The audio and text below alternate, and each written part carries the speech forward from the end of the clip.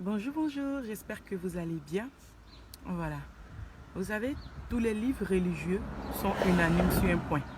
C'est que il faut demander pardon pour ce qu'on fait. Il faut demander pardon à Dieu pour les péchés qu'on commet. Voilà. Mais moi, j'ai dit que le pardon a deux volets. Le pardon a deux faces. Demander pardon à Dieu, d'accord, parce que c'est lui le créateur de tout, il n'y a pas de souci. Mais et la personne qui est à côté de toi que tu as blessée en question? Et la personne que ta langue a blessée? Et la personne que tes actes ont blessé? C'est facile de demander pardon à Dieu parce qu'on ne le voit pas. Parce qu'il ne peut pas te dire, voici ce que tu as fait. Parce qu'il ne peut pas te dire, voici le mal que tu m'as fait. Lui, il accepte, il est miséricordieux. Mais la personne que tu as blessée, là, elle est à côté de toi.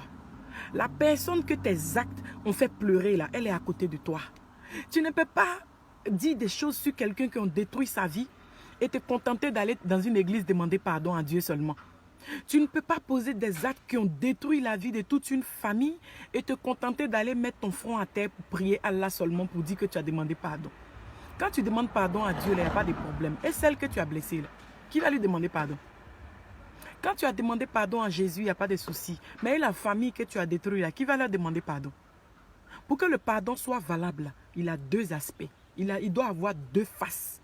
Tu demandes pardon à Dieu, d'accord. Mais si la personne que tu as blessée la vit toujours, si la personne que tu as fait pleurer la vit toujours, là, va lui demander pardon.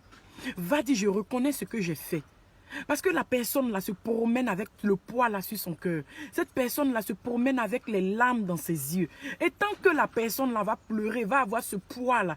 Je ne te dis pas que parce que la personne pleure, tu seras maudit. Hein, mais il y a forcément une mauvaise onde qui va tourner autour de toi. C'est trop facile, c'est hypocrite de s'arrêter de dire Seigneur, je te demande pardon parce que j'ai blessé tant. Mais tant là, il est à côté de toi. Mais la femme que tu as blessée avec tes propos, elle est là. Mais la famille que tu as détruite, elle est là.